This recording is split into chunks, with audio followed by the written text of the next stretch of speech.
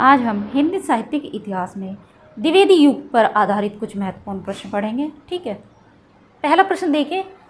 आप सभी परिचित हैं कि द्विवेदी युग का नाम किसके नाम पर है? महावीर प्रसाद द्विवेदी जी के नाम पर है। ठीक है।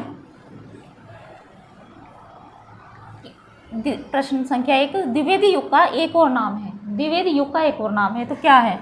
ए संक्रांति काल, बी संधि काल, सी जागरण सुधार काल या डी गद्य काल। क्या है द्विवेदी युग का एक और नाम? जागरण सुधार काल है द्विवेदी युग का एक और नाम। ठीक है।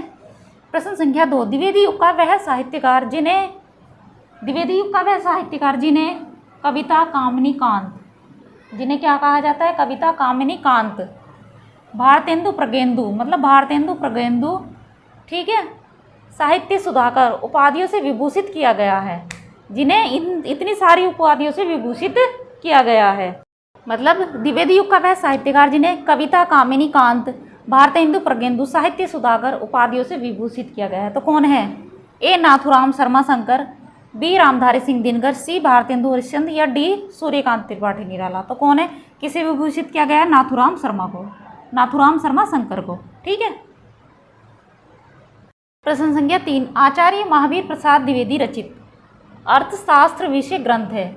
मतलब जो आचार्य महावीर प्रसाद द्विवेदी हैं इनके द्वारा रचित अर्थशास्त्र विषय ग्रंथ है। क्या है? ए अर्थशास्त्र की भूमिका, बी आर्थिक व्यवस्था, सी भारतीय अर्थनीति या डी संपत्ति शास्त्र। क्या है इनमें से? महावीर प्रसाद द्विवेदी जी द्वारा रचित अर्थशास्त्र विषय का ग्रंथ है तो क्या है ये संपत्ति शास्त्र है। क्या है? संपत्ति शास्त्र। ये उत्तर इसका डी होगा। प्रश्न संख्या 3 का उत्तर डी। प्रश्न संख्या 4, प्राचीन पंडित और कवि किसकी रचना है? ए भारतेंदु हरिश्चंद्र, बी आचार्य महावीर प्रसाद द्विवेदी, सी बालकृष्ण भट्ट या डी स्वामी दयानंद सरस्वती। प्राचीन पंडित और कवि, यह रचना किसकी है? किसकी है ये रचना? इनमें से किसकी है? आचार्य महावीर प्रसाद द्विवेदी जी की रचना है ये प्राचीन पंडित और कवि। प्रश्न संख्या 5, अंत्यकरण की वृत्तियों के चित्र का नाम कविता है। अंत्यकरण की वृत्तियों के चित्र का नाम कविता है। यह किसने कहा है? किसने कहा है यह?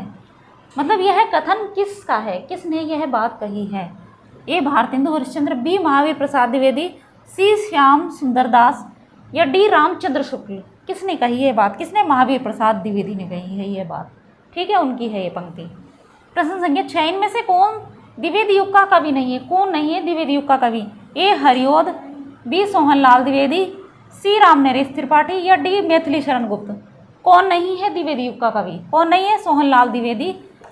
कभी कभी ऐसा होता है ना कि हम सोच लेते हैं कि द्विवेदी युग के कवि कौन है, मतलब अगर द्विवेदी लग रहा है तो द्विवेदी युग के कवि यही हैं। ऐसा नहीं होता है, लेकिन वैसे तो सभी ज्ञानी हैं, सभी समझदार हैं, सभी को पता है, लेकिन फिर भी तो कन्फ्यूज़न हो जाता है इस तरह से। ठीक, तो लेकिन ये द्विवेदी युग के कवि नहीं है सोहनलाल द्विवेदी। ठीक है। प्रश्न संख्या 7, द्विवेदी युग के सर्वश्रेष्ठ प्रगीतकार माने जाते हैं। द्विवेदी युग के सर्वश्रेष्ठ प्रगीतकार कौन माने जाते हैं? रूपनारायण पांडे, बी लोचन प्रसाद पांडे, सी मुकुटधर पांडे या इनमें से कोई नहीं। कौन माने जाते हैं? लेकिन प्रश्न संख्या 7 का उत्तर है सी, ये मुकुटधर पांडे द्विवेदी युग के सर्वश्रेष्ठ प्रगीतकार माने जाते हैं। प्रश्न संख्या 8, छायावादी का पूर्वाभास किस कवि की रचनाओं में, मतलब कि छायावाद का आभास किसकी रचनाओं में मिलता है? ये मुकुटधर पांडे, बी रूपनारायण पांडे, सी लोचन प्रसाद पांडे या डी श्याम नारायण पांडे। छायावाद का पूर्वाभास किस कवि की रचनाओं में मिलता है? किसकी? मुकुटधर पांडे की रचनाओं में मिलता है। ठीक है। संख्या 9, प्रिय प्रवास का प्रथम प्रकाशन किस वर्ष हुआ? प्रिय प्रवास का प्रथम प्रकाशन किस वर्ष हुआ था? ए 1865 ईस्वी, बी 1914 ईस्वी, सी 1920 ईस्वी या डी 1922 ईस्वी। कब हुआ था प्रथम प्रकाशन प्रिय प्रवास का? 1914 ईस्वी में हुआ था। ठीक है। हरिओद के प्रिय प्रवास महाकाव्य में सर्गों की संख्या है कितनी है?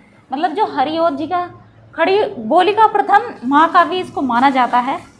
ठीक है, प्रिय प्रवास को। तो इसमें सर्गों की संख्या कितनी है? ए 17, बी 19, सी 21 या डी 23। कितनी है? 17 सर्ग है इसमें प्रिय प्रवास में। ठीक है।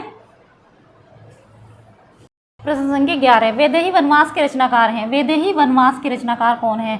ए मैथिली शरण गुप्त, बी हरिओद, सी गया प्रसाद शुक्ल स्नेही या डी रामनरेश त्रिपाठी। कौन है? हरिओद की रचना है वैदेही वनवास। प्रश्न संख्या 12, द्विवेदी युग की कविता है कैसी है? ए उपदेशात्मक एवं इतिवृत्तात्मक, बी प्रकृति चित्रात्मक, सी नवजागरण परक या डी नारी चेतनात्मक। कैसी है द्विवेदी युग की जो कविताएं हैं? कैसी? उपदेशात्मक एवं इतिवृत्तात्मक है। ठीक है। प्रश्न संख्या 13, भारत भारती में किस भावना की रूपरेखा प्रस्तुत है? किस भावना की रूपरेखा है? ए दैन्य भावना, बी राष्ट्रीय भावना, सी प्रेम भावना या डी भक्ति भावना। कौन सी भावना है? राष्ट्रीय भावना है। ठीक है। और इसका प्रकाशन वर्ष है 1912। 1912 में ये प्रकाशित हुई थी भारत भारती। किसकी है? इसके रचनाकार कौन है भारत भारती के? मैथिली शरण गुप्त। मैथिली शरण गुप्त की रचना है भारत भारती। ठीक है। प्रश्न संख्या 14, राजपूतान की कथा है। राजपूतान की कथा कौन है? ए सिद्धराज, बी रंग में भंग, सी पंचवटी या डी साकेत। राजपूतान की कथा है रंग में भंग। ठीक है। संख्या 15, चिरगांव किस कवि का जन्म स्थान है? चिरगांव किस कवि का जन्म स्थान है? ए माखनलाल चतुर्वेदी, बी मैथिली शरण गुप्त, सी सुभद्रा कुमारी चौहान या डी सुमित्रा नंदन पंत। चिरगांव किसका जन्म स्थान है? मैथिली शरण गुप्त का है। ठीक है।